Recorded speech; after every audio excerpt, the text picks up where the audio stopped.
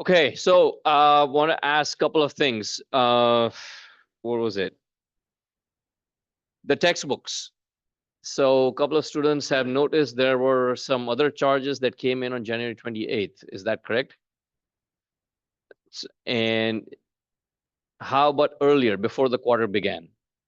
In the student accounts, they said, well, the Poly Access and whoever's in charge, they told me the charges are automatically added to the student accounts.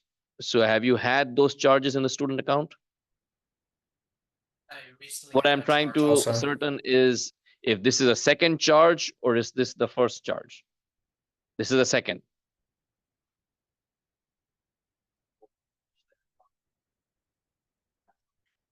And so that also would be around 48 or 49. Yeah. And so that charge less than 50 should cover both books. There should be two books for 48 or 48.50 or whatever they are charging. I don't know. So it's actually two textbooks plus the online system. So it's three things. All three of them should be within 50, one single $50 charge.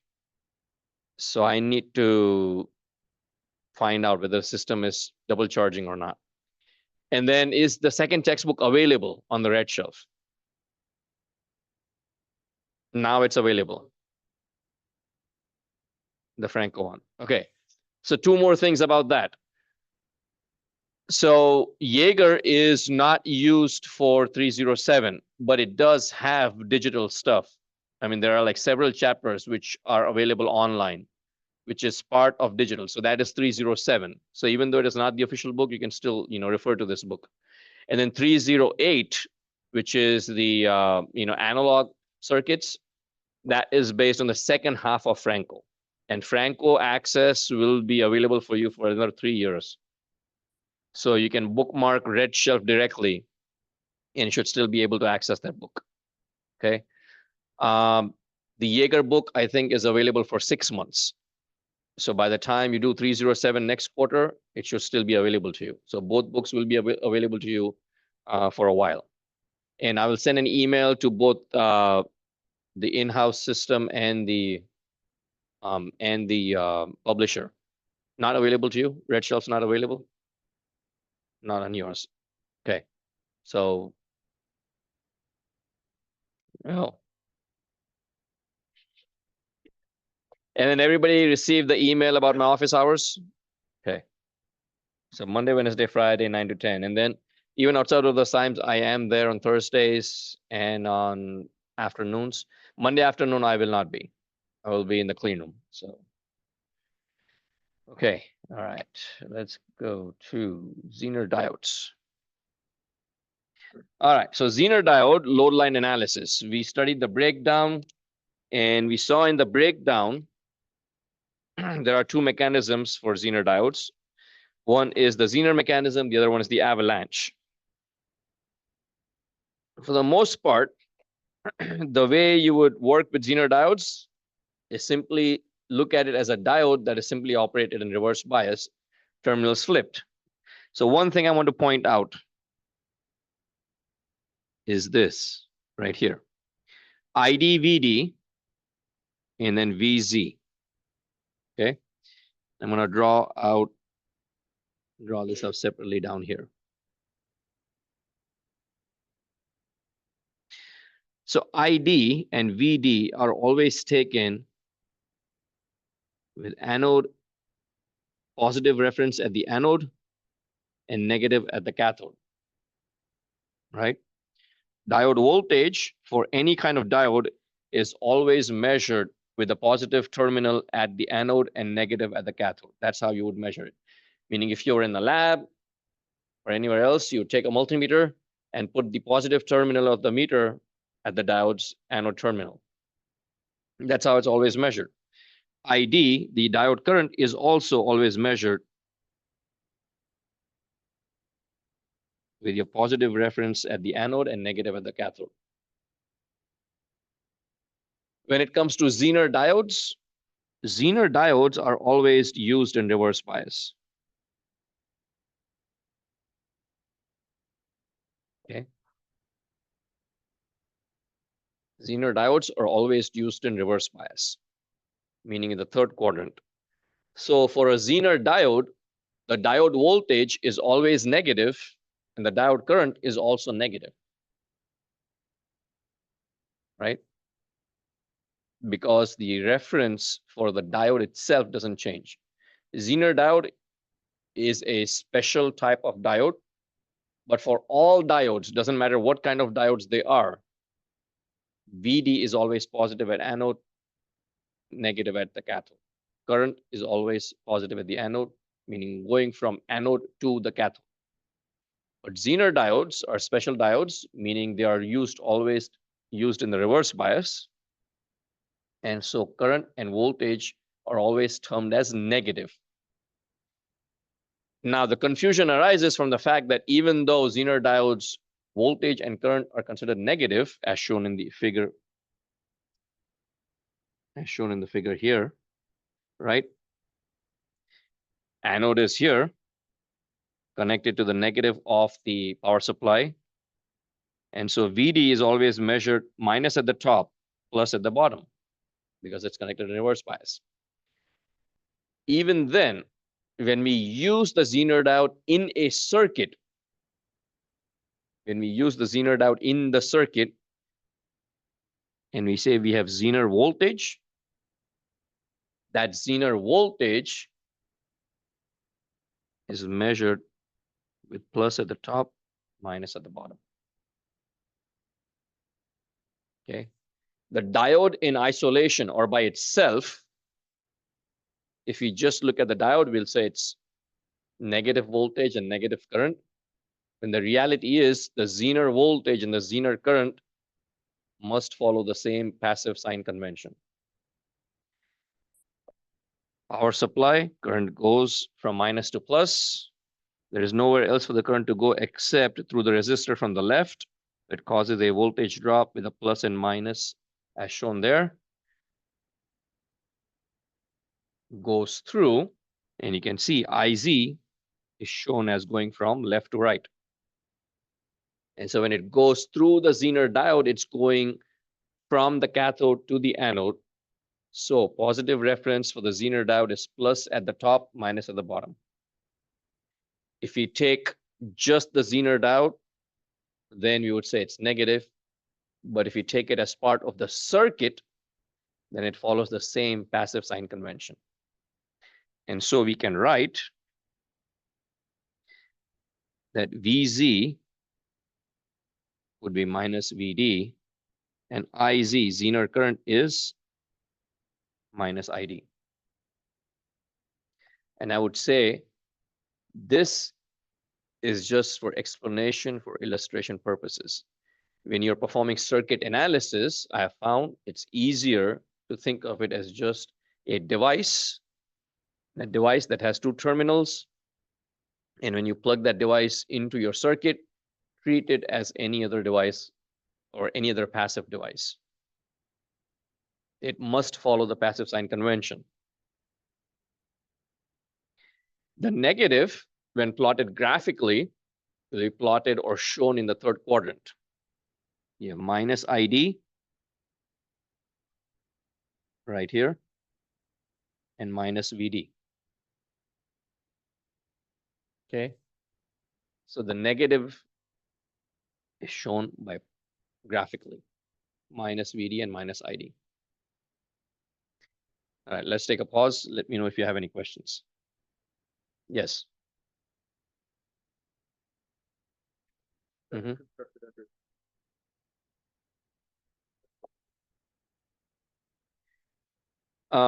Yes and no.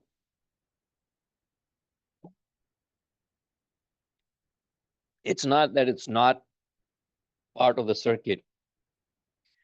The quantities VD and ID are there. So the load line does incorporate that. But we plug in VD as 0 and ID as 0 at, in turn. So at that point, we would say that the device is not part of the circuit. Yes. Yeah, you can still use it.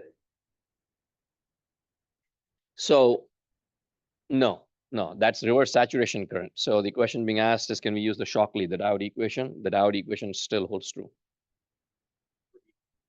Yes. Now, in the forward bias, the Zener diode behaves as a regular normal diode. So if it's made out of silicon, then in the forward bias, it'll still have 0.6 volts forward voltage drop.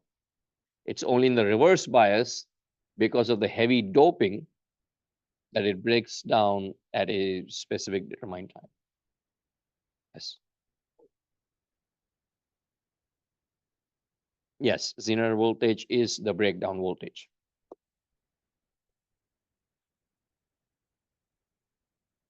And when it breaks down, we assume it's a short. That is correct.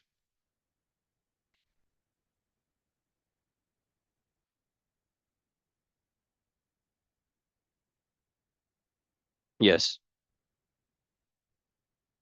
So it'd be forward bias that way. Yeah. All right. So in the load line analysis, we can solve for the Q point of the Zener diode because of this 20 volt and 5 kilo ohm source and resistor.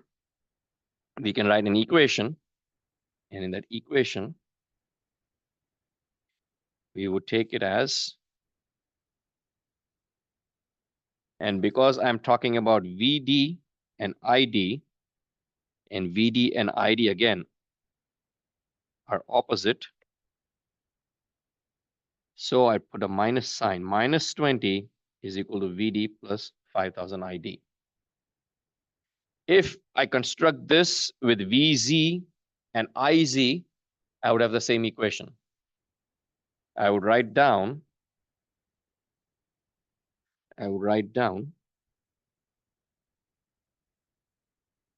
minus 20 plus 5000 IZ plus VZ is equal to 0. And then when I solve this, both these would turn out positive. But then VZ is minus VD.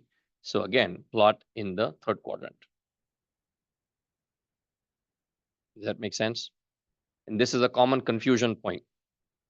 Okay, it's the common confusion point.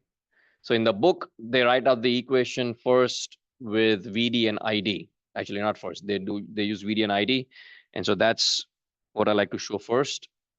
And then if you solve it using the standard passive sign convention with VZ and IZ, you'd still obtain the same answers.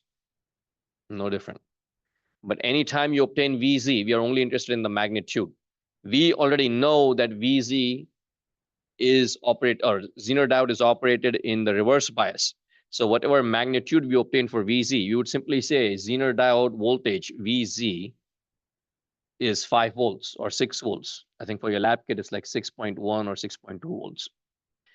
And so we'd say it has a Zener voltage of 6.2 volts. We do not say it is minus 6.2 volts. The minus is implied because we're going to use it in reverse bias. Okay.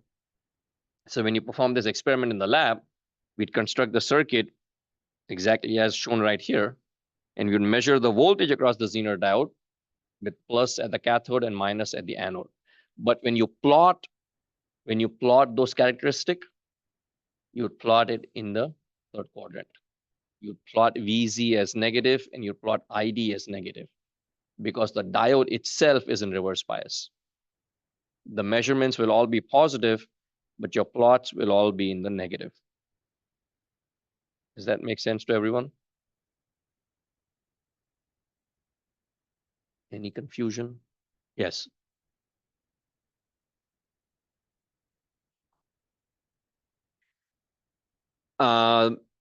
So you question being asked is if we replace the Zener diode with a 5 volt source in where? Which in forward bias or in reverse bias? That is correct. That is correct. That's a very good observation. So if you were using a model in the forward bias, let's say it's a constant voltage drop, then in the forward bias, we would say Zener diode would be 0.6 volts, right? In the reverse bias, it would be a constant voltage source of 5 volts, which is what I have right here in the next slide. That's a different kind of model.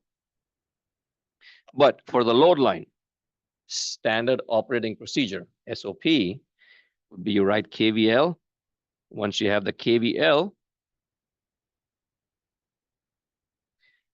plug in VD is equal to 0, VD is equal to minus 5 volts, because the line does not intersect at 0, not within the graph. So if VD is equal to 0, ID is minus 4 milliamps, minus 4 milliamps. So right here. And then when ID is equal to 0, VD is going to be 20. But 20 is not here. So I'm just going to choose a different point somewhere within. I know my Zener diode is rated at 5 volts. So I will choose VD as minus 5 volts. And when VD is minus 5 volts, I find ID as minus 3, which would be right here. Join these 2 points together, and you obtain the Q point. Now this again is exaggerated. The slope is exaggerated. Okay. But even with that exaggeration, you can see the deviation from the Q point and from its rating of 5 volts is minimum. And so the actual operating point turns out to be minus 5.2, and IZ is minus 2.9. So it's a 5 volt Zener, but we are applying 20 volts to it. So the Zener diode is actually working at 5.2, not at 5 volts. It's the constraint placed on it. It's forcing the Zener to operate at 5.2 because we're applying such a high voltage. If it was 10 volts, perhaps it might be close to 5.1. All right, let's take a pause. Let me know if you have questions. Yes.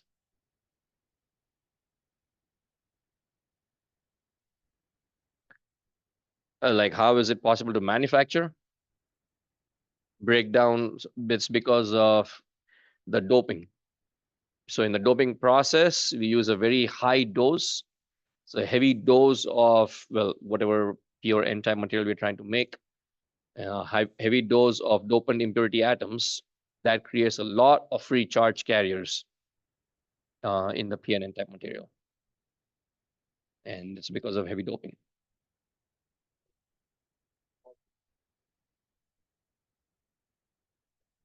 Yeah. We covered that in chapter 2, I believe.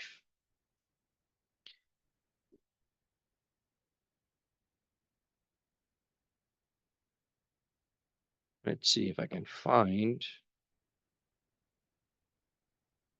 Not here, not here. Where was that?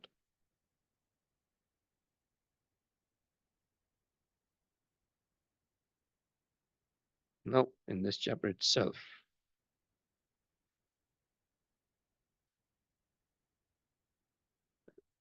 Here's one. And here's that slide, page number 18 in this chapter. Zener breakdown and avalanche breakdown. Okay. Please review the video about the slide and the section of the textbook. And then let's talk offline. I mean, outside of class. All right, so 5:36. Any other questions? Okay. Then we have another model for the Zener diode known as the piecewise linear model. The piecewise linear model is also what we use for the ideal diode model, right? We divided the characteristic into 2 pieces. One was in the forward bias, the other one was in the reverse bias, and both pieces were linear, hence a piecewise linear model.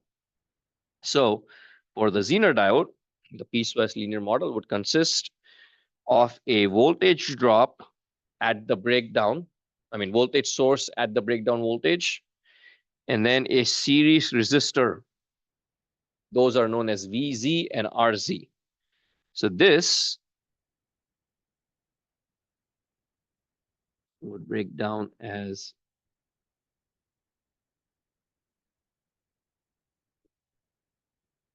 Zener diode, and in reverse bias, it would be a voltage source plus series resistor or series resistance, RZ. And series resistance RZ is part of the spec sheet of a Zener diode.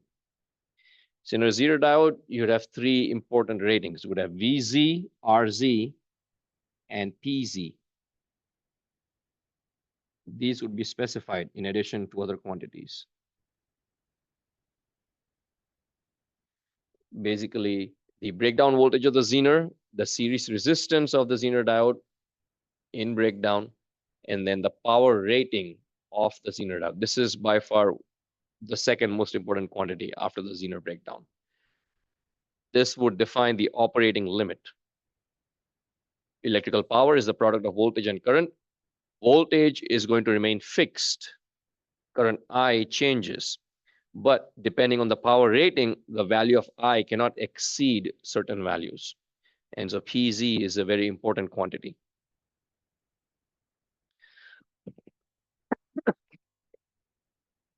So in the piecewise linear model, we are replacing the Zener diode with the voltage source of 5 volts and a series resistor of 100 ohms. And this time, I'm not using what the book says. Okay. I don't want to use ID. I just want to use IZ and keep the standard reference configuration. So initially, I used the first slide and example just to illustrate the differences, not the differences, but why we are using diode voltage as negative and Zener diode VZ as positive. Okay.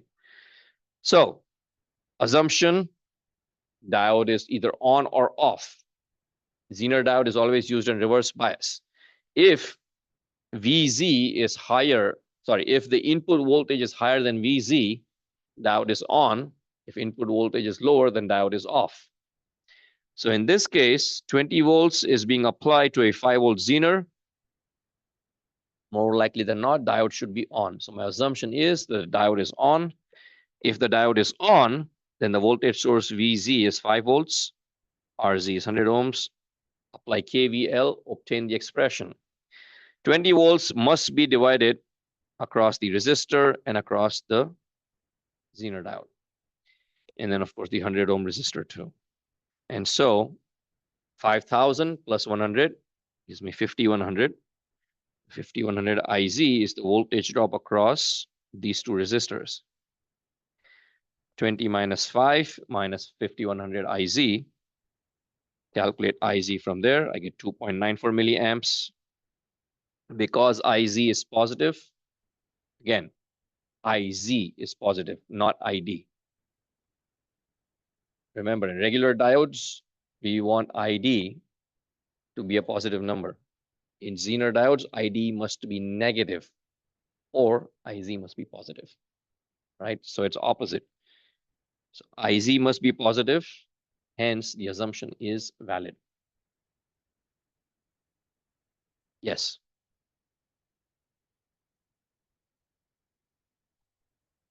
In forward bias, it works as a regular diode. So we can use the Zener diode in forward bias, but that would be, I wouldn't say counterproductive, it'd just be more expensive. Like if we didn't have regular silicon diodes and we had a lot of Zener diodes around, we just build a circuit using Zener diodes. But then if you're trying to use it, if you don't want the current to flow in reverse bias, the Zener diode would not work in that case because it would operate both in forward bias and in reverse bias. Again, in forward bias, Zener diode works like a regular diode. It's only in the reverse bias that it is different.